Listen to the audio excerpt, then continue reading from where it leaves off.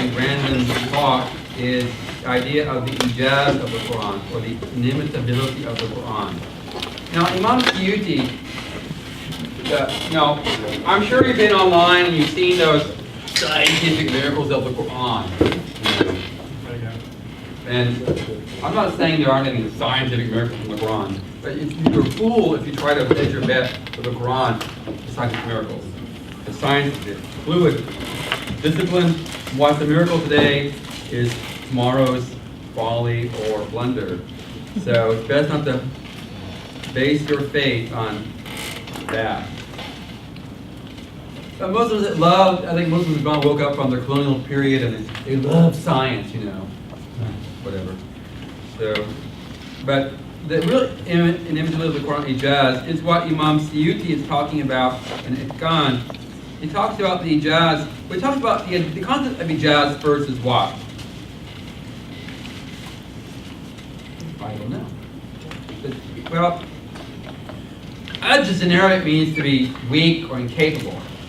And ajuz is an old woman, for example. Their health is low, their strength is low. So the ijaz or a mu'jiza is the evidentiary miracle.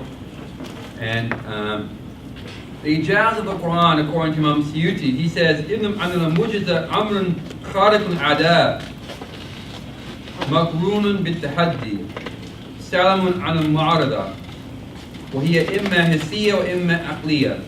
A mu'jiza, he says, a evidentiary miracle is an affair which is the breaking of customary occurrences. That is appendix with a challenge, and something which is free from being opposed. It's either something hissy that you perceive to your senses, or something intellectual. أكثر معجزات بني إسرائيل كانت حسية. And he said most of the mu'jizat of the Bani Israel were these occurrences physically, that you could perceive.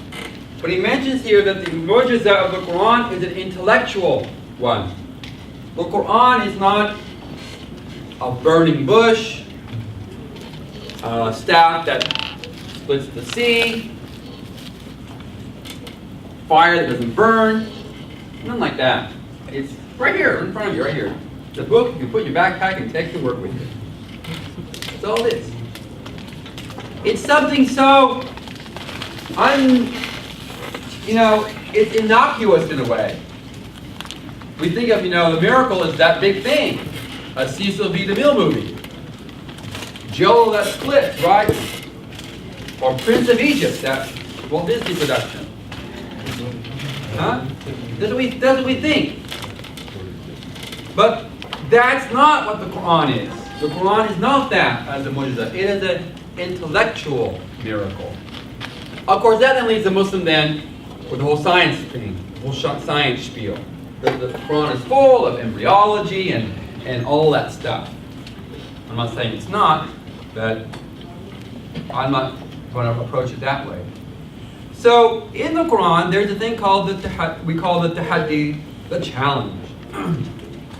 كنتم في ريب مما نزلنا على عبدنا فأتوا بسورة مثله من مثله. If you are in doubt concerning that which we revealed to our slave Muhammad, then prove the surah like it. That's the challenge. Some people say it's not a challenge, but it's a rhetorical style. But the most scholars call it the tahaddi, the challenge. Bring it on! Bring it on! And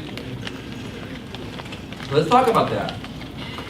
Well, I mentioned ajz or mu'jiza is incapacity, weakness, breaking up of adat or customary and commonly perceived occurrences. In Al-Bidayah fi Usul ad-Din, it's a classical medieval text on basic beliefs. The idea of a khabar sadiq or a true narrative. The second type of true narrative is knowledge supported by the evidentiary miracle originating from the prophet. So, we all believe in the Eiffel Tower. We've never been there because it comes to mass transmission. I believe there's a place called Antarctica because I've never been there, but I believe it exists. I believe there's also a planet called Mars. I've never been there either. Okay? So there's a lot of evidence of mass transmission information that confirms the existence of these places. That's a type of getting khabar sadiq through mass transmission. But from the Muslim theological perspective, another source of true information is a prophet.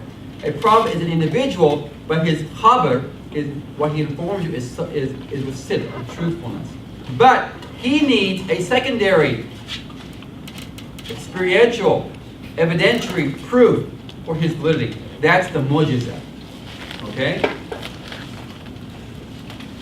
That's a classical theological approach towards that.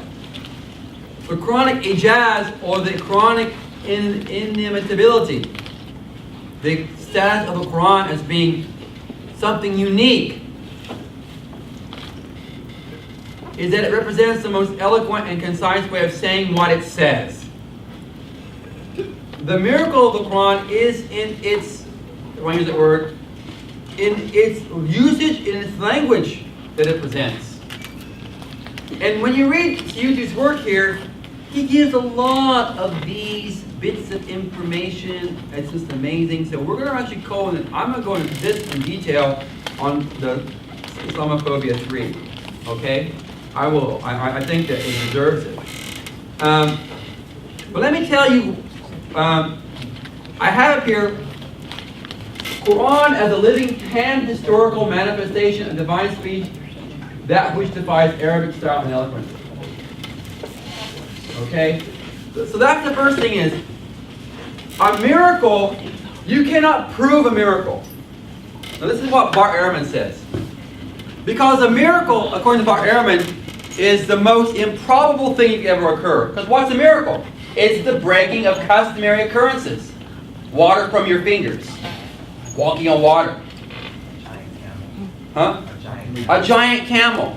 I mean, these things, so since they almost never have occurred, and a historian can only go back with probably understanding what happened in the past without certitude. You know, of course, you know, say I know a lot. We can find a lot about Bill Clinton. There's a lot of information, newsreels, photographs about Bill Clinton, tapes. We can get a good understanding of the historical Bill Clinton. I can get some more information on Abraham Lincoln, not as much as Bill Clinton. And there are so many human beings on this planet who've come and gone, their names aren't even known, except the God and angels. They were, they're not here anymore. So the further back you can go in time, so when you talk about a miracle, a burning bush, well, if you weren't there, you missed out. That's the thing about miracles. If you're not there, you miss out. But from the Islamic perspective, Muhammad's miracle must be ever present.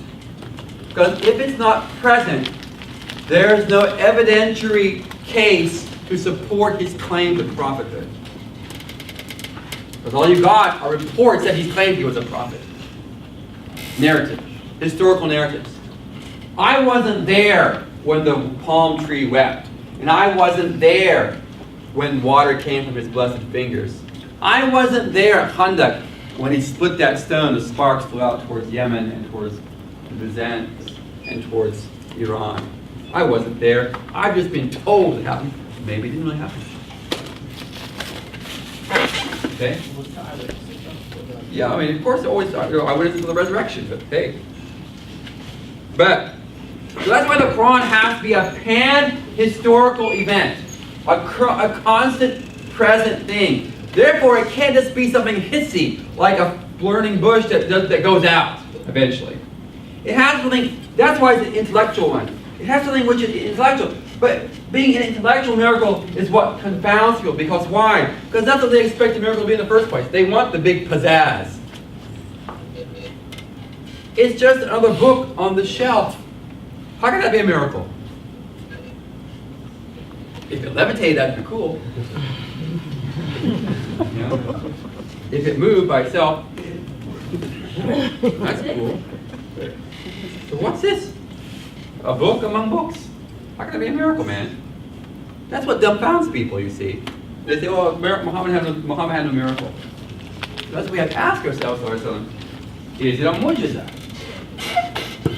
And of course, to be able to ascertain that, you have to use your intellect. Because it's an aqli miracle. It's aqli. So if your intellect is deficient, you're not going to get it. And on this, I mean this. You're going to have to approach the miracle with the capacity to measure its ijaz, its inimitability. And that's only one measure. That's Arabic. And that's what God has preserved it for you, you see. We have a living language that survives even today. Now some people say, well, that ijaz of the Quran as a linguistic text was only for the first Arabs. I say poppycock to that. Very, very poppycockish, right? I'm not very British. I'm not British, though I may be Welsh. The point is, I don't believe that to be the case. Because if that's the case, then it's not really a miracle for any of us. It's the same as a miracle in the past that we have no reference to. Because hey, if it can't be for me now, doesn't mean I can intellectually engage in to ascertain, to explain it. That's why I want to spend the third lecture on that, because I have to really work that one out. And the only way I can work it out is by working with you on some examples of it in the Quran. And that takes us to sit down and looking at verses of the Quran and understanding the rules of Arabic rhetoric and taking this text apart. But I'm going to give you a couple of them right now. I'm going to give you a couple that you can think about. Now remember, that means that we have to define ummi. Why does it mean to be ummi? I haven't defined that yet, because that's the claim. He's a man who's unlettered. If he was a poet or something like that, then he's all right. Remember, like Abu Sufyan is asking the question. He's asked the question by Heracles in Syria. Does this man claim a kingdom? Were any of his ancestors kings or not? So he might be claiming a kingdom again. No. He asked him these questions to try to eliminate this guy's, Muhammad's claim to prophet. No, is he trying to get something out of it? Is he trying to get money out of it, women out of it? What is he? No, we offered him beautiful women, he didn't want them. We offered him to make him our king, he didn't want that. They try to eliminate the immediate, probable reasons he wants leadership, prophethood. And then they look into the other reasons that might be. He doesn't want to be a king, he doesn't want women, perhaps he's just crazy, perhaps he's a poet, perhaps he's possessed. Those are more obscure and secondary reasons that we might approach. So I have here then two types of called bada'il Quran. The things, the bada'a means to be bright and brilliant, right? In Turkey, Bedi'u Zaman Nursi, Said Nursi, because Bedi'u Zaman, bada'a means to be luminal. So he's the wonder of the age, is his title in Turkey. Okay? Said Nursi. So the Bada'il Quran, the wondrous, brilliant things of the Quran. And he's got heaps of them in here, man. But if you don't know the rules of Arabic rhetoric, you don't understand what he's talking about. So I'll give you a couple. One's called Ilaful Lafz Ma'a Lafz. Agreement of word with word. Okay? Or the synchronicity of a word with a word.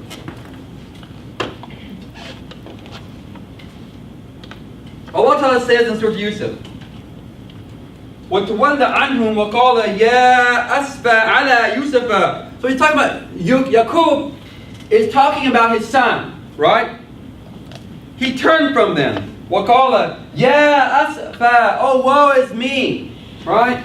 عَلَى Yusuf, in regards to Yusuf. وَأَبْيَضَتْ عَيْنَاهُ. His eyes became white. Meaning huzn, from sadness. فَهُوَ Kadim, and inside he was anger. He held his anger inside. Next verse. Qala, he said, so they said, Tala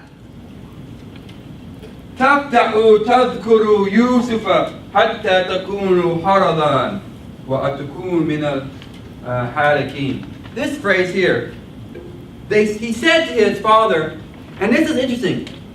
This narrative here is that Yusuf is sad. He has huzn. That's the preceding phrase. And he's very upset. Woe is me. Right? And then he says, the narrative says, Talahi. Talahi. What's this ta there? Ta. What's that ta? Qasam. We learned that in Arabic, right? Have you ever heard it used in your life? Never you have heard it used. Talahi. You say Wallahi? Sure. Wallahi, that's so common. Wallahi. But Talahi, never. But in certain use it's used by Allah. Talahi. So it's an obscure, rare letter of oath making. It's almost never used in Arabic. It's very obscure. Then Allah says, Tafta'u. What does tafta'u mean in Arabic? Tafta'u. Well, you might know the Arabic tazalu. Tazalu means to continue something. Use it with a present tense verb. This verb in Arabic is very rare. Tafta'u. It means tazalu in Arabic. It means that which is, it means to continue an act. By Allah, He continued. Tafta'u tadhku. By Allah, you continue to remember. This is what his son is saying to Yaqub. The Arabic here, this phrase is very rare Arabic. Because each word used here is a very rare occurrence, almost never used in Arabic. But they're all combined here in this one statement. Okay, he says, Talahi tafta'u tadhkuru Yusufa hatta takunu haradan. And so, the first thing is the uses of ta. Ta here is very rare, as an oath. The second one is the rare word tafta'u, which means tazalu. There are other ways more common to have said this, but why like this? And then he said, hatta takunu harad. What does harad mean? Well, it says, the verse continues, al takuna min al halakin, or you'll be of those who destroy them. Halaka means to be destroyed. But harada is the idea of being internally broken due to huzn. But it's a very rare word in Arabic. It has a very specific meaning. In a state of huzn, which is already mentioned in the previous verse, min al huzn, you can enter a state of haram. And that means that you have internal brokenness out of huzn. So this verse is very unusual. That each of the words used here that are important are words in Arabic that Arabs almost never ever use. But extremely appropriate for Yaqub. Because that's the one thing about Yaqub as a prophet is his relationship with his son Yusuf. They have a relationship like that. He's the only person who goes blind because of the sadness of missing his son. And the language of the Quran is so precise to emphasize that it uses in this simple ayat a series of a preposition and an auxiliary verb and a noun which are very rarely, almost ever used in Arabic. But they all emphasize the state of Yaqub. The Prophet was so creative. This is one of the things. If you don't know Arabic well, you'll read all that and never got that at all. So that's a type what's called ilaful lafs ma'alafs. Another one is the idea of iktisas. Iktisas is the idea of exactness. So what do I have here for that one? In Surah Ghafir,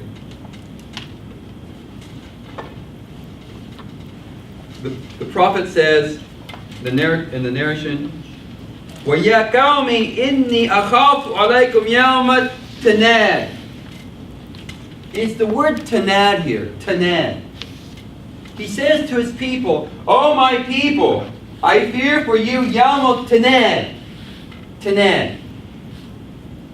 Yawma tu'luna mudbirin. The day you turn your backs. Now, this idea of iktisas is that one word is used in the Quran, like this word ittinan. But in other places in the Quran, its full meaning is explained, but you don't catch it. You have to really think about it. Because the word tanad has a double meaning. Tanad.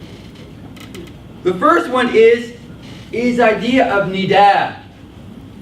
So Allah is describing Yawm al-Qiyam as Yawm al-Tanad, Yawm al-Tanad. Ever heard that one before? Yawm al-Tanad or Yawm al-Qiyam? No, you never heard of it, have you? It's in the Quran. It's right here. The first is that in this verse, from Surah Al-Ghafir, verse number 34, I believe, and verse 40. The first meaning of tanad, you can understand it from Surah Al-Araf, verse 44. وَنَادَى أَصْحَابُ الْجَنَّةِ أَصْحَابُ النَّارِ. On the day of judgment, the people of Jannah will call out the people of hellfire. Nada. The idea of calling out. That's the first thing about this tanad. It means to call out. The day of shouting out. And that's mentioned in the Quran. It's the day when they will call out. And the other Surah Abasa, verse 34. يَوْمَ يَفِرُّ الْمَرْءُ مِنْ أَخِيهِ is the day when a person will flee from his brother. So what does tanad mean also? It means what? It means to turn your back on each other. All in that one word. So this is a very unusual word. Well, the Quran itself explains it totally in other places. In relationship to the Yawm al-Qiyamah. It's a day of calling out and a day of turning back on one another. And it's all bound in that one word, tanad. And you won't even find this word tanad anywhere. Look for it. It's a hard word to find. The meaning of it. And to think that Muhammad was sitting there, trying to choose his words very carefully. This is the idea of iktisas, where you can find word relationships, a word in the Quran, where its true meaning can be explained in other verses where you don't realize it's being explained. And he goes on and on, this book right here, page after page of these type of issues with the Quran. And the thing, and we'll do that in the number, the third talk on Islamophobia. I want to go through these in detail. I want to pick them out and let you see these things and think about it. Now, it may not be a miracle. It may not be anything for anyone. You're like, oh, it doesn't prove anything to me. But it comes down to the Muslim claim that the Quran's going to say, okay, well then, let's look at this Quran problematically. Take it apart. Kick it. A lot of other things we can talk about. There are issues we want to talk about, for example, the claim that the Quran has grammatical errors in it. I'll look at those. Some of those claims. We'll look at more of these. The concept of ijaz. These issues of the style of the Quran. Its precision. And thirdly, we'll talk about those points where the Quran has claimed that it has extra Quranic sources for some of its stories. We'll look at those. And draw some understandings. But the idea of the ijaz is one that we really need to be able to understand. The problem is that at the end of the day, it will probably increase you in faith. How do you share that with someone else? I'm not quite sure. Okay? I suppose if it increases you in faith, it'll increase you in your good deeds, and maybe your good character will be what wins people over. Not a discussion on Quranic grammatical avenues of discussion. Because at the end of the day, it's you being a good person that convinces people that your faith is worth anything, I think, at the end of the day. And then the last thing is I want to cover are, prophetic miracles. One of the things about the problem is that I mentioned already today is that the prophet had no, why is this miracles? Jesus walking in water, healing the sick, making the blind see. Wow, lots of narratives on that. Well, the thing is, did the prophet Muhammad have similar? So we have this interesting. What is that mathematically? Shared.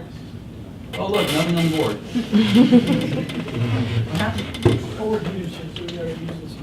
Overheated. How do you know that? History. I mean, I've been talking, no one told me this. Well, as soon as you've heard it.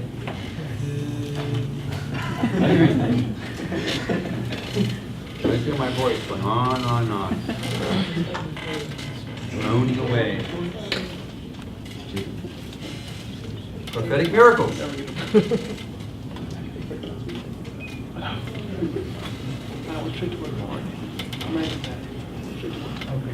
Shadows. Two engineers working hard away on the streets.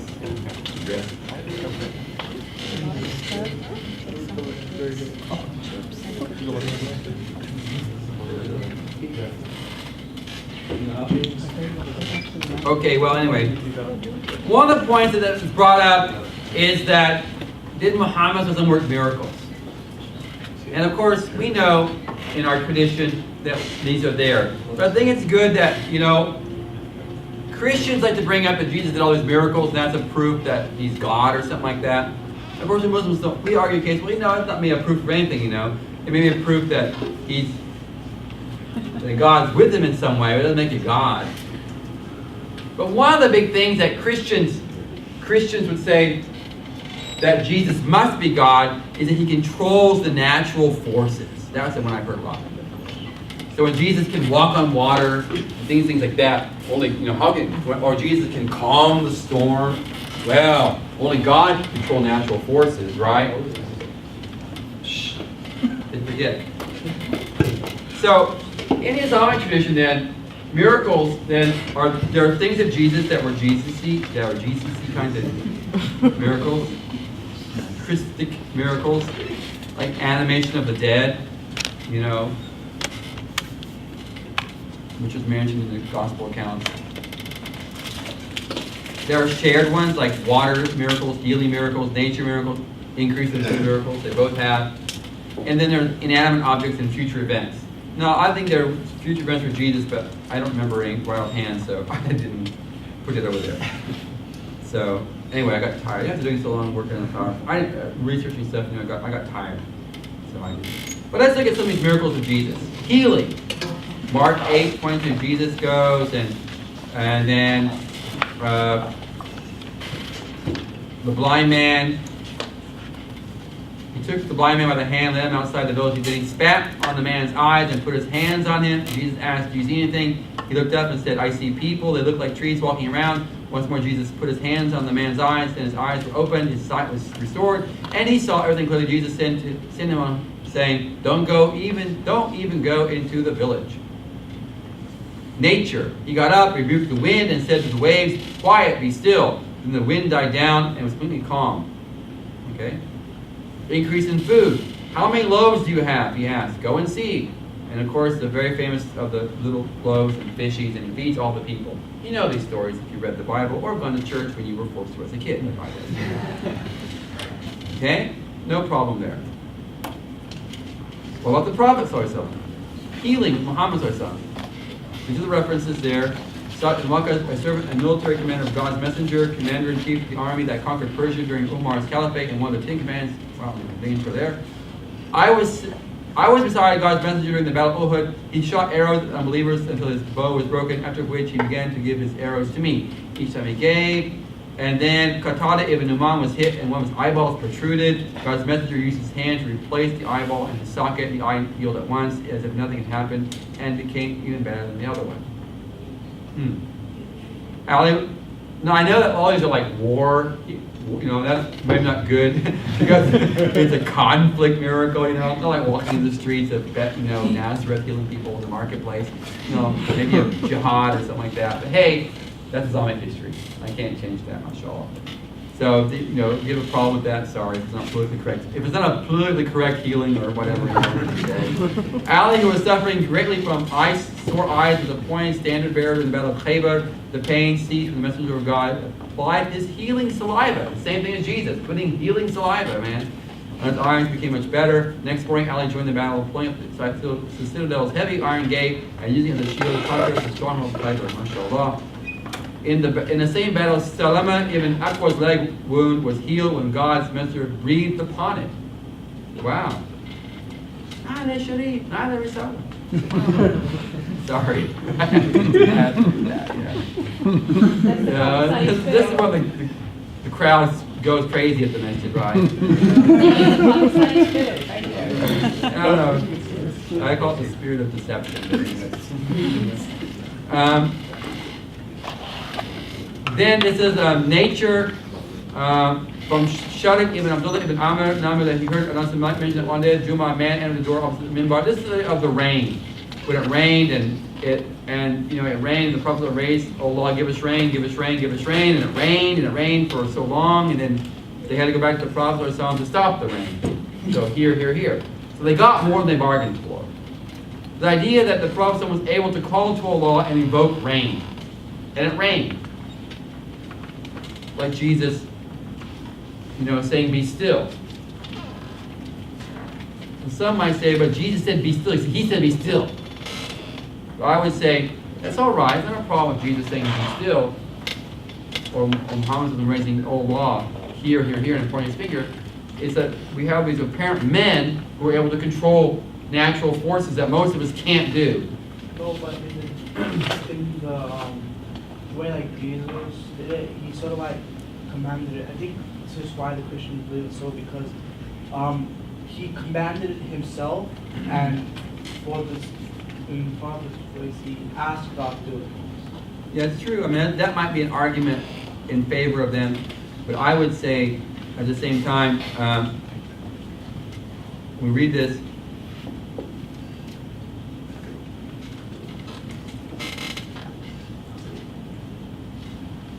I don't know if the next generation. I mean, that might be. I have to think about that, how I would respond to that. There are other narratives of that, but just taking this right here, I think that it's not really problematic when it comes to the fact that the fact is that men, whether they're either saying, you know, either in a biblical narrative,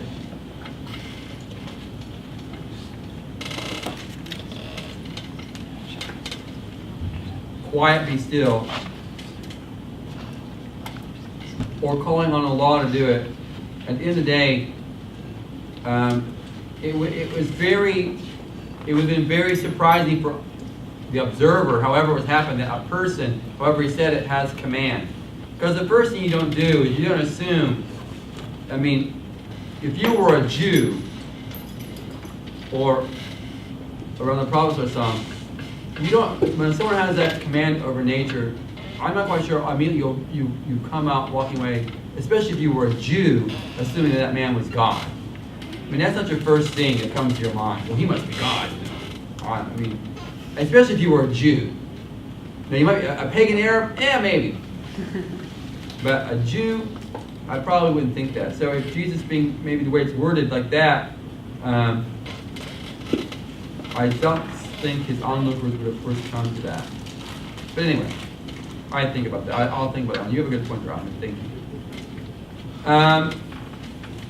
Other ones would be increase in food, and there are all these narrations about the Prophet feeding lots of people. You know lots of them here.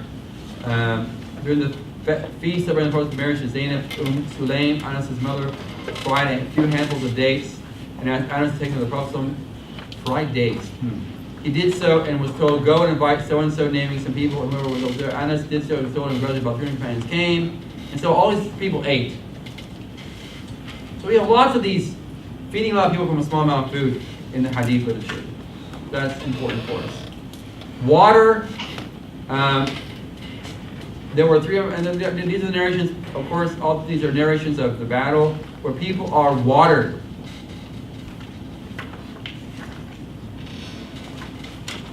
I saw water from his fingers like a fountain.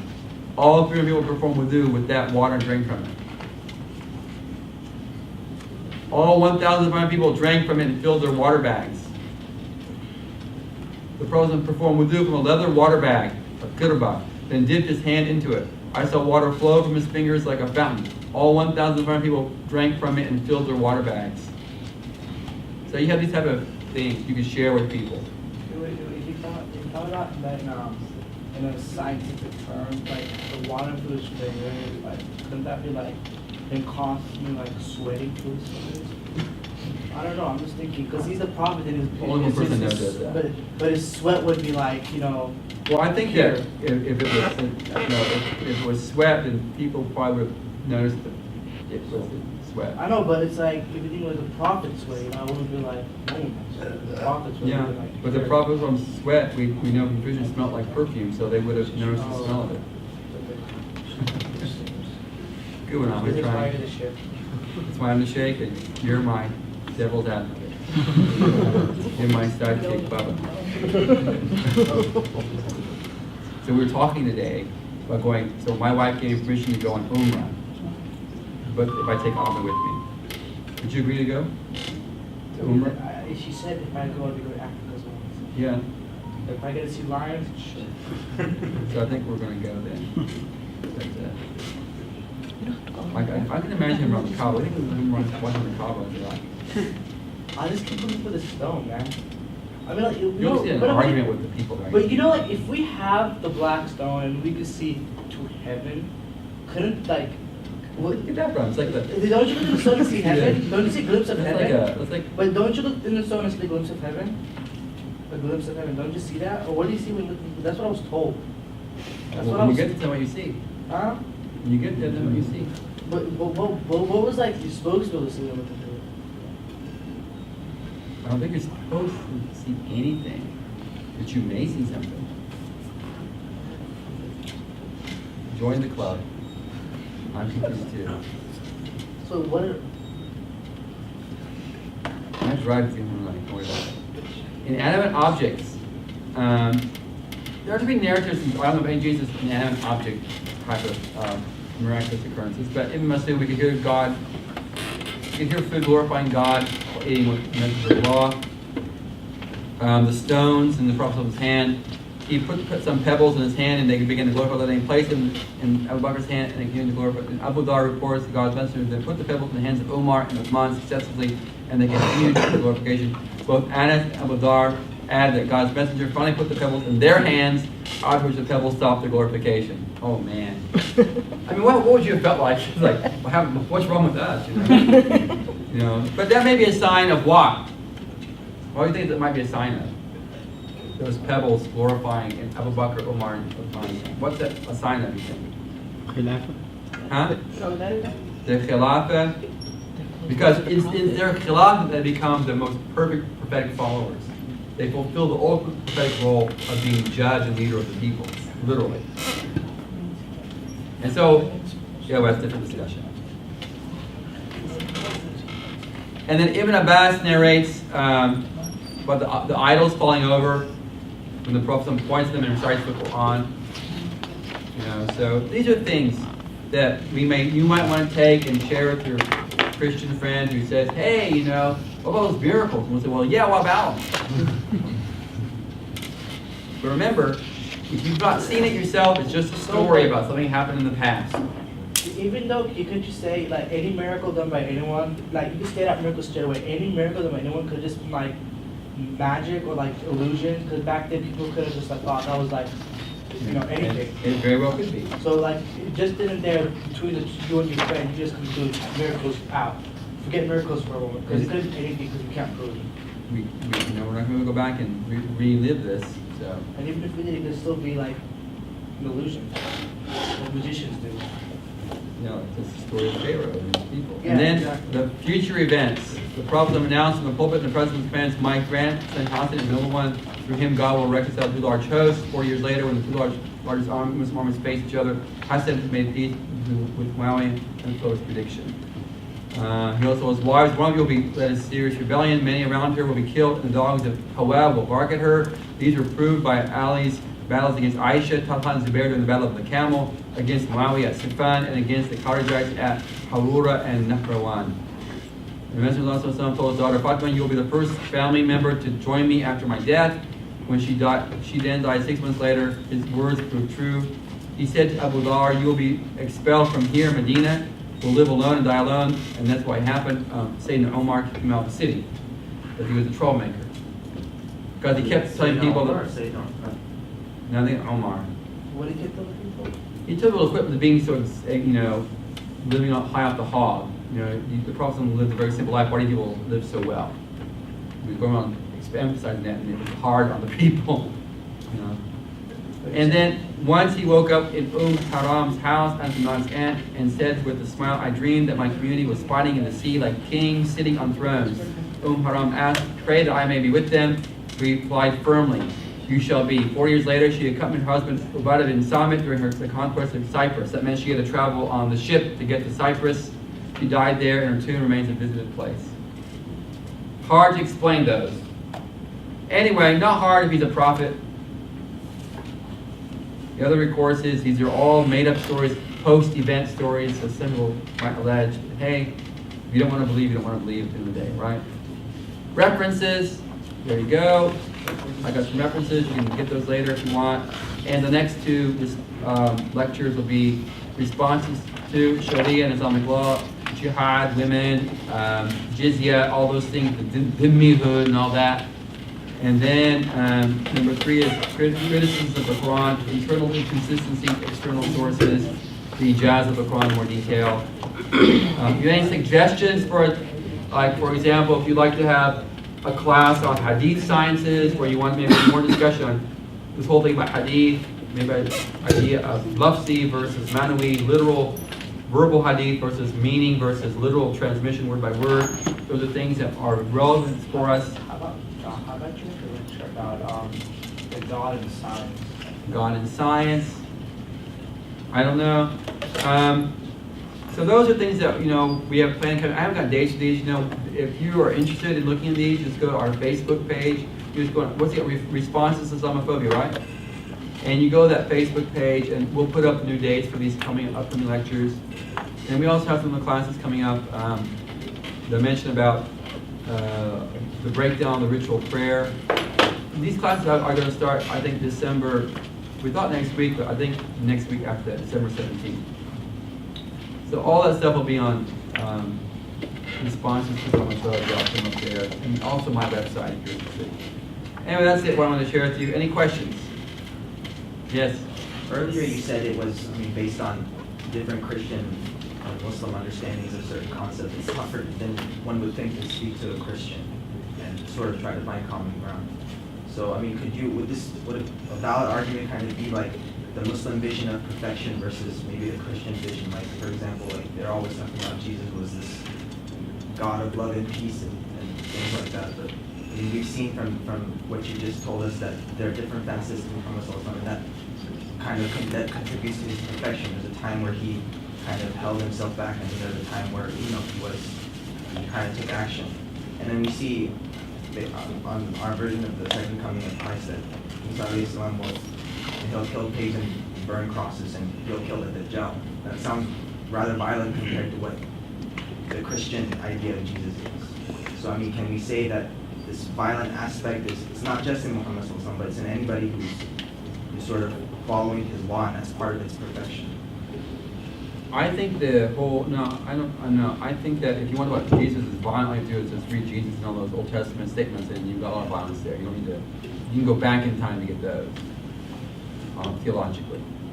As for the prophetic tradition about the breaking of the cross and the slaying of swine, I believe that's more of an understanding of things that we've done by Isa Islam that. I don't think Jesus is going to go around and have all the crosses grow. It doesn't seem very much what's intended there. But that if it's an event that's done that way, that it's a sign that there was an error attributed to him. 2 errors. The idea of crucifixion and what it implied, and the second one was the abrogation of sacred law. Because the prophet says that when he'll come back, he will, like he said about Musa, if Musa came back, he would have to be obedient to what God gave me. So this is an understanding that the Muhammadan dispensation will be carried over to any prophet who was manifested after Muhammad. So Isa will have that as far as we understand. So I think that breaking the cross and killing the swine are more symbolic expressions that are public.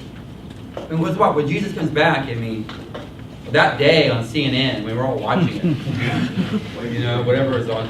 I'm sure, unless it's 21:18 and civilizations collapse as we know due to global warming, which could very well be when it happens. But if it happens, it's a big event. I'm sure it'll be on TV. That'd be cool, right? So it appears that the Muslims were right. And because we understand as Muslims that when Jesus comes back, you can't convert. When he comes back, it's like you are where you are. Because there's no iman anymore.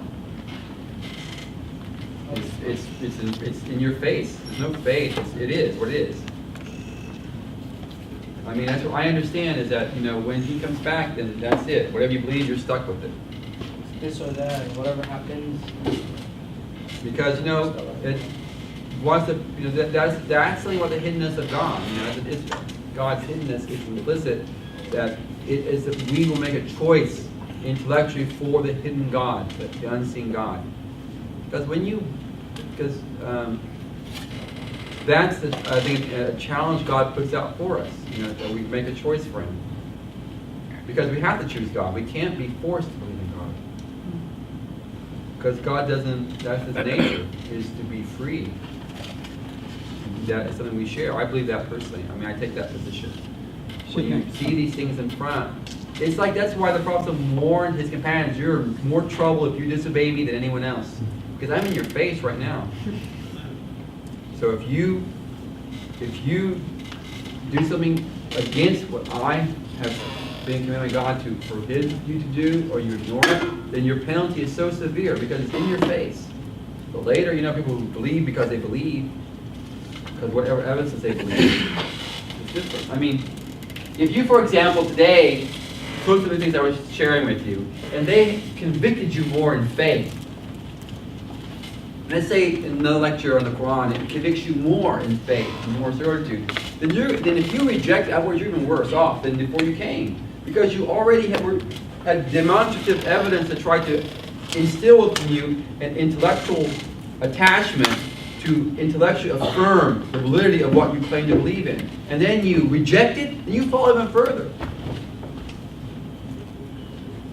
So if you don't want that to happen, don't show up anymore. Unless, of course, the things I share with you make you decrease in faith, because I don't do it very well. Shaykh Naeem, I have a question about something you mentioned earlier about, it's kind of twofold, but the primary one is, in the Syria you get a lot of ideas that there were groups of Christians and Jews that moved into Arabia looking for or waiting for the last prophet. Do you have any, is there any external evidences of that concept of searching for the last prophet? Anyone have any information on that? What? I personally do not have a lot of information. Now, in the Islamic tradition, we have in the Sirah narrations of why did the Prophet ﷺ's grandfather name him Muhammad? Because among the narration is that among the people, the pagan Arabs, there was an understanding that there would be one named Muhammad who will come as a prophet, and so Abu Talib named his grandson Muhammad. Is that right? Because I'm saying, and because of that, so there were actually a few Muhammads around at his time when he was born, because there was an expectation of this. So we know that from our tradition.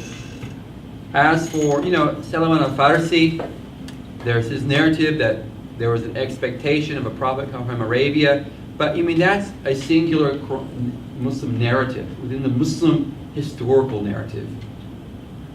The only way we can confirm that is if we go through, try to find contemporary literature of the time when Salman al-Farsi lived in Ghassan and in that part of southern Syria where he was at, in Basra, in that area, and see if in those communities there actually were any evidence of an expectation. Otherwise, all you have is the Muslim narrative, okay? And that's an in-house narrative. And that's not it's better to find, if you want to support that, it's better to find a document outside your narrative. That's a stronger evidence than something inside your narrative. So, I don't know. Muslims have that idea, but I never read that for a certain thing about where we are, about that, As a follow-up, the other implication is also that you mentioned about the previous scripture being as it is today, that the description of the prophet was fairly explicit. You get that sometimes in the readings of the Sirah, that the Jews could pretty much practically, physically describe the prophet based on what they had in their scriptures. When Muslims narrative are saying the Jews have this, and the Muslim never brings out that, I mean, it doesn't tell me anything. It says that you're saying they had it, but you don't narrate it, you don't quote it, what it was. You don't even give a reference to it. That doesn't say anything. That's not a proof, because you never demonstrated it. I mean, I wouldn't accept that. I mean, I'm not saying that Muslims haven't said that, but if we think about today in this room right now, to me that's not a proof. That's just a Muslim, analysis or expectation or statement. I don't know how you want to call that. That to me doesn't prove anything. It goes to back that internal narrative within the Islamic tradition. Go ahead. So leaving behind an argument on Islamophobia, but thinking from a perspective of justice, shouldn't God give undeniable proof or evidence to people outside the region that there will be a prophet or there is going to be a prophet, so that they can have their salvation? If belief in him is a criteria towards being saved. Belief in who? If belief in Prophet Muhammad. Well, that's a question, because obviously he was a regional person. He was in Arabia, and if you were living in Siam at the time, you would never heard of him. You would not hearing about him. That's a legitimate. That's a big question that goes on all the time among theologians. What about the unsaved? What about those who haven't heard the message? What's their outcome? Muslim scholars have interesting responses, different ones. Some will say they're excused. Some would say they're partially excused because your intellect should allow you to at least affirm a deity of something. I think that those are not. I like the excused one because that's more Quranic, that until God sends you a messenger, you're not going to be judged. There's a verse about that. That's a general one. The one that, you should have the intellectual. If your intellect is intact, you should be able to understand that there is a deity. But I think that's not sufficient, because there could be cultural and other things that would keep you from making that choice. Your intellect may be perfectly intact, but you were raised in an environment with the idea of observing the world to come to a conclusion of creator wasn't part of the paradigm you grew up in, so that doesn't pay out with me, you understand what I'm saying with that? So, if you were a Mayan, living in Mesoamerica, and in that environment, would you actually have thought of one God? Would that even come up on your radar screen? I don't know. Maybe not. You know what I mean? So I think that argument by some Muslim scholars is sort of like wishful thinking argument. It doesn't really pan out with our understanding of real culture and how people actually perceive, how they would come to that conclusion to think of deity in any way. I'm not quite sure that anthropologically or psychologically it's a good argument, personally. That's a question. I don't know. Scientifically, do the story of evolution, don't they believe two atoms collided together? Two atoms? No, I don't even know. Atoms like Adam of Islam. What happened? What very Texas public. What were the two things that I know? That's exactly. See, this is fine. But why?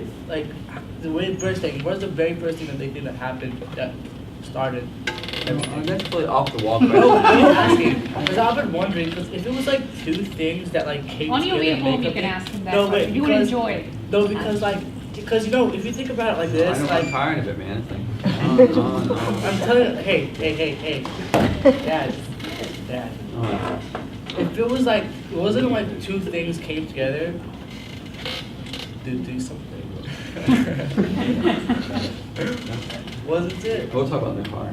No, because I was thinking, would that be theologian thought of Adam and Eve? Would that be Oh, I see what he's saying. Do you see what I'm trying to say? Could that I think what it's pushing the happened? biblical narrative really, I could do that. really elastic. They believe Jesus is God. I could do that. Happy theology. They believe Jesus is God and all that, so I could do that. Okay. Brother has a question. It's more of a historical question. More of a what? A historical question. Unfortunately, certain Muslims, they have the tendency to undermine the status of the Prophet ﷺ as only as just human, and so they only focus on. What's just human? I mean, in the sense that like they don't really focus on his sort of his. I mean, he has certain like Say it. supernatural qualities, but they don't like certain celebrities they don't, or most of them they undermine his status like in a way. So I was wondering if that had anything to do with a reaction to maybe the Christians, I don't know, like overemphasis on outwardly miracles of Jesus or Islam? Or Yeah, I mean, there's two things there. I mean, I don't think any Muslim out there intentionally seeks to undermine the Prophet. I really don't believe. I don't care what anyone says at any pulpit, any green dome mosque anywhere. I don't believe Muslims out there intentionally. We must defend the Prophet in order to maintain his integrity. I don't think there's a discourse out there. I think there's a disagreement. I think that what you said, the second point is, I think, yes, some Muslims want to keep us from shirk, idolatry, so that we want to keep the Prophet human, so we don't put upon him anything which seems extraordinary. Okay, I think that's true. But that gets to the gray zone of what's extraordinary. I mean, the fact that God spoke to you is rather extraordinary. I mean, at the end of the day, the most minimal thing, if God actually spoke to you, or an angel appears and speaks to you, that's pretty extraordinary. It doesn't happen in my neighborhood too often. Not in Kilbriar or in Humble. So maybe, I don't know, I don't believe it does, but I take me on my word for that. So, I don't believe people are intentionally trying to belittle the Prophet. And these points that are brought up, honestly, about this prophetic, these what you would call supernatural things, is that the word you use? They're not supernatural. They're supra. That they're not our normally experienced things. But the Prophet ﷺ, if we're going to that discussion on the Prophet ﷺ, and these sort of like really deeply metaphysical qualities of him, to be honest, those are not clearly enunciated in the tradition. These are things that are brought out by intellectual effort and analysis that the Prophet must be like this, like this, like this, like this, like that. And trying to read the narrative and saying, well, that must be what he's like. But I think that the believer has to affirm the things that are clearly stated and not necessarily deny the things that may be implicitly true, but don't blame a person who may not agree with your analysis of the things that are not clearly stated. You understand what I'm saying? So if we say the Prophet is Bashar, he was Bashar. That's not wrong. It's not bad. But if I'm going around saying, the Prophet ﷺ was the first thing that God created, was the light of the Prophet ﷺ, that may be true. It may not be true, because the narrative of that doesn't come to me with the same status as Allah just calling him Bashar, and how I understood that. Now you can argue the historicity and the authenticity of those narratives. But when you have to do that, that means that you've understood there may be a problem with them in the first place. No one has to argue the case of a Quranic verse's authority and authenticity to the average Muslim. But if you have to argue the case that this narrative, the first thing Allah created was my light, you have to prove it. And that's an extraordinary claim. Because nowhere in the Quran or in a more authentic tradition, the Prophet go around to his people saying, I was the first thing God created, as if it was narrated by 5 people who witnessed it. That would be very strong evidence. But since you don't have that, it's like any issue of classification. You classify something, and then you draw the hukum from it. You don't draw the hukum first and then try to classify it. So, I don't deny certain things with the Prophet. I believe that they're sound, they make sense to me, but I also understand the person who may not agree with me, that he can have a position just as intellectually sound that he doesn't accept at the moment. And if that's the case, as long as it doesn't call the Prophet a liar, I'm not going to be worried about it too much. I mean, when you call the Prophet a liar, then you're no longer a Muslim. But when it comes to the issue of what you accept this narrative as being, someone came the other day and said, Shaykh Naeem, now I read this 40 times at the Fajr. There's a hadith that says, I will see the Prophet. I said, what's the hadith? I said, that's not found in any sound tradition. I'm not saying it's not true, but I'm not hedging my bets on it. Because I'll tell you what, if you do it for 40 years and you don't see the Prophet, what are you going to think about that then? Because if you were just told by someone that if you see this, you will see the Prophet. He was all excited about it. And I said, well, I don't know that's very authentic, but I'm just warning you, if you do it for 40 years and you don't see the Prophet, don't lose faith. Because it may be that's not necessarily a sound narration. So I don't know. On these points, that whole debate about prophetic status, and raising him up, or people who apparently are putting him down, I understand the argument, but I don't, me, don't get me on that one, because it's like me, it's like if you go to mosque so-and-so, or they read the book of so-and-so, you automatically anathematize them, but that person is a deviant. It's no different than if you saw Naeem walk into a Catholic church. It doesn't make me a deviant or a kafir. It just meant I was there. Guilt by association. I mean, it's guilt by association. And that's not the case. You don't go around labeling takfir or deviation until only a judge can do that. And it's a case-by-case thing. And then you say, if a person believes such, such, and such, and such, that is an act of deviation. And just because someone is associated with a certain group doesn't mean he believes it. And that's our problem, is we're so easy to not see things that way. Because it's so much easier to anathematize and takfirize people than it is to accept them or any type of thing. It's easier to do that because you feel better that way. You understand what I'm saying? You feel comfortable making that person a kafir. Does it make you feel good about yourself? You have to deal with them. We be very careful about that. So, yes, some of the neo-Salafis, they do seem to, want to. That's their minhaj. We're worried about shirk. We don't want for people to worship God the wrong way or to think of the Prophet as non-human, because they are saying some Muslims are making the Prophet non-human.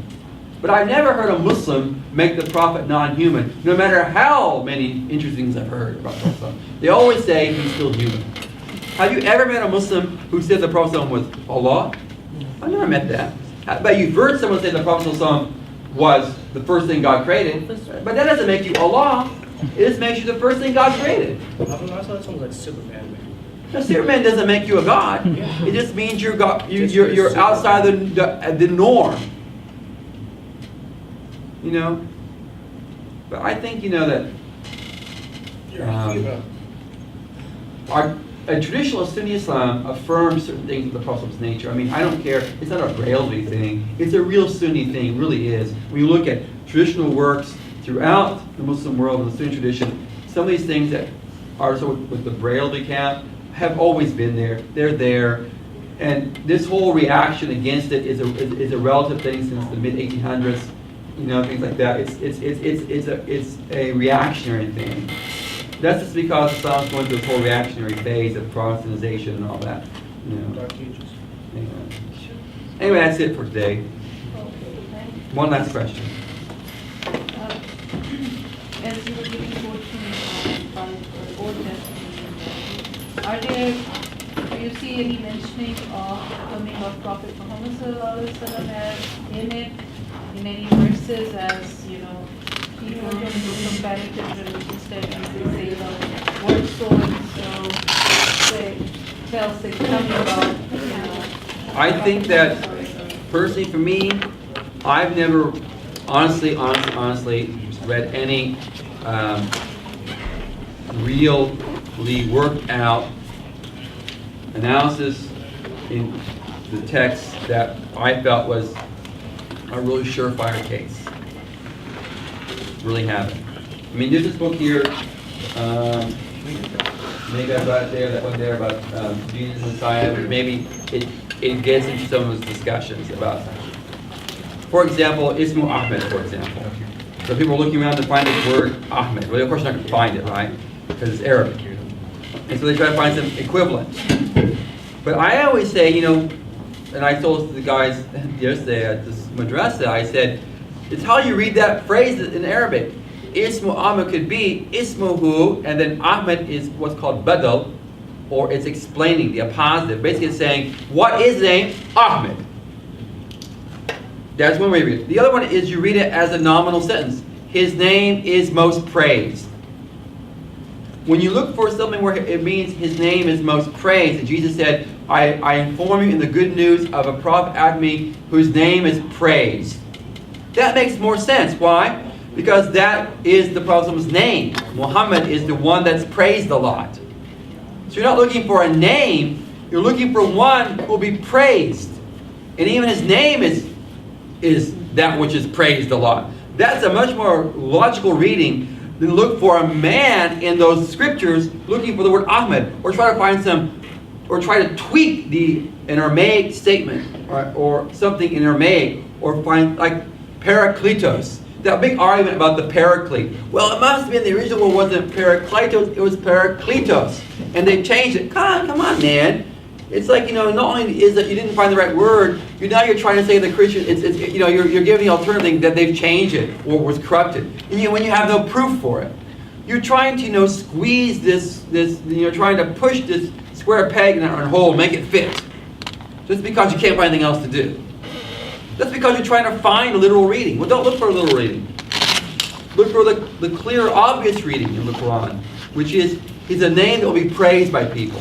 And what one name in the world, post-Jesus, of one man who claimed to be a prophet, whose own name, that was given to him by his grandfather before he was born. When he was born, he didn't name himself, so he could contrive it. Was Muhammad, a very strange name, which means a very praised one. And then he claims to be a prophet later on, and his name is around the world, from minarets around the world. That's a sounder argument than looking for Ahmed in an old scripture. So, can we get the verse, the number of the verse, where it says that Jesus... It's Surah Saf. Surah Saf, I don't know what ayat it is. No, I mean in Bible or... There is none. Oh, there is none. Okay.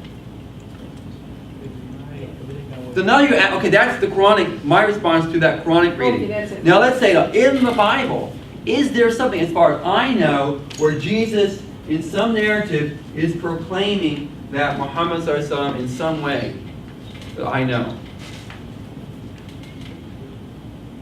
They would have rewrote the book if there was. No, I'm not. No, I don't get these conspiracy theories. They would have.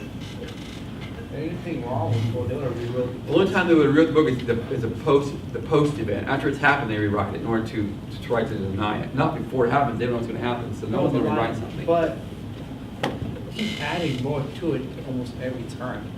Then you go back into your speculation. That's what they do. I bet you they still want to add things to it. I can look into that if you want me to. I mean, I've read stuff around hand. I don't get into that. I mean, if you, I'm not Shabir Ali here, who gets up there, goes all, and patiently talks to Christians and memorizes all these Bible verses to prove a point. That's not my thing. I don't need to do that. I don't do that. I mean, I think it's really hokey. I don't need that fetish, That's nice. I grew up all the 80s. Big hair, I'll do that. That's the 80s. Go ahead. One question there. So if you want to take this argument as a logical converse, saying that was there a definitive proof from their perspective that there will be no prophet after Jesus? No, there is none, because this is interesting. Part of the idea of the messianic expectation as it developed was, and this is in the Gospel of John, is that they ask him, are you the Messiah? Are you Elijah? Or are you the prophet? There was an expectation of a prophet to come, and that would be a unique prophet. This is definitely in the Gospel of John. Oops. So I think that narrative, because if you ask Christians, who is this prophet? They still don't have an answer for it. And there's only one person in history who goes around commonly. If you go around talking to people in religion, who was the prophet? It always comes, Muhammad's name will come first. Because he's known as the prophet. Get it? I mean, it's like a common usage. The prophet, usually you're referring to Muhammad sallallahu alaihi wasallam. So that's an interesting one in the Gospel of John, that they were expecting a prophet. Now some say that prophet is the one like Moses. And then that goes back then to a lawgiver prophet, because that's also a commentary to that. So then you can maybe develop an argument for that. But if you're saying, for example, a name, I don't know of one, and I don't want to play that, because I think that when you as Muslims try to go around and try to tweak it out, we just lose our credibility. We don't need to do that. We need to follow these 3 proofs of a prophet, those 3 tests, and ask ourselves honestly, does Muhammad meet those 3 tests? If he can meet those 3 tests, by definition, he must be a prophet. Now, whether you accept him or not, that's your choice. Right, because Jesus fulfilled those criteria, and the Jews rejected him. And they reject him some today. They say he's a false Messiah. He's a false prophet. He was deluded. So, I mean, it's that, either you want to. I met a Jewish rabbi who believed Muhammad was a prophet. He really did. I said, I believe, from all I know, that Muhammad was a prophet. And I said, well, why don't you follow him? Why don't you Muslim? He said, because I also believe that God gave Israelites a promise. So the Jews, one of the reasons, if you talk to a Jew, it's easier for a Jew to be a Muslim than for a Christian. But why do many Jews not? Because they will say, God made us a covenantal promise. And that promise, as they read through Scripture, is until the end of time. So they don't feel they have to step out of that covenant. But that also leads to a conundrum. If he was a prophet of the God who made the covenant with you, you have to ask yourself, what does that mean to you? Because then you're like saying, you're denying his prophethood. Because by not following him, and he says, if you're a Jew or a Christian and you hear what God gave me and deny it, and let him find that you find your sitting place in hell, that's not a pleasant rebuttal of the man, in the sense of you're rejecting him. So that's a dangerous thing to do, I think, for someone like that, because I think that, you don't have to give up. You're not giving up your tradition. I mean, the purpose is, at the end of the day, is God, not a tradition. We all have to understand our objective is God, not the form that we get to God. If God has clearly communicated and you can intellectually affirm that, then you must then take the next course, is conform to that new dispensation. And I think that's what we want to share with people, is that, that. Let's give you some things to think about. If Muhammad was a true prophet, I think we gave you stuff today to help you sort of start placing yourself to understand that we can argue cases about these ridiculous claims against the Prophet ﷺ. We can argue cases to defend his character, his actions. But at the end of the day, the ultimate thing is, are you able to demonstrate a case that he must have been a prophet? That's something you should be able to try to do. And if you can do that, you're well and good prepared to deal with people. But there's 2 things to do that: intellectually and by your character. Have a good intellectual argument that is sound. You can answer, you can respond back to their problems, and be a good person. Just be, smile and lots of biryani and and have certitude. Don't be a Muslim who says, inshallah, things will be okay. Yes, things will be okay. Things are always good with God. Believers will be in paradise. We only say inshallah because we know at any moment we can reject God. Believers are in paradise. But the only reason a Muslim says inshallah is because you never know at each breath whether you will renew your faith or you will reject God. That's why you say inshallah. Not that you doubt God's promise for believers. It's because you don't know whether you'll believe tomorrow. Do you know if you're going to believe tomorrow? Do you have a guarantee you'll believe tomorrow? None of us have a guarantee. You can walk away from Islam just like that. People do it every day. Just like that, walk away. It's like that, as you said, they'll be in arms like the way from Yes. And, the Prophet said that one of the signs of Yom Al-Qiyamah is that in the morning people wake up with Iman, in the evening they're kafir. And in the evening some are kafir, in the morning they're believers. They flip-flop. So, I mean, you never know. That's why we say in the Fatiha, we are constantly calling Allah to keep us in guidance. Because the further you get away from the time of the Prophet, the more easier it is to abandon it. Because what is there to remind you? Look at today, to be a Muslim today. You got people, you know, who are, you know, even to be a Muslim means that you're some type of subversive fifth column in the West. You know? The whole report there about the police in Miami, you know, on the news about how they are intentionally, you know, they've been, no, it was in New York City.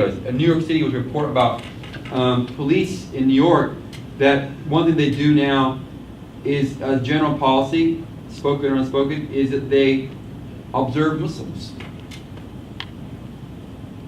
That's not a positive thing. I don't want to become a Muslim and then be, you know, worried that the FBI will come to my door.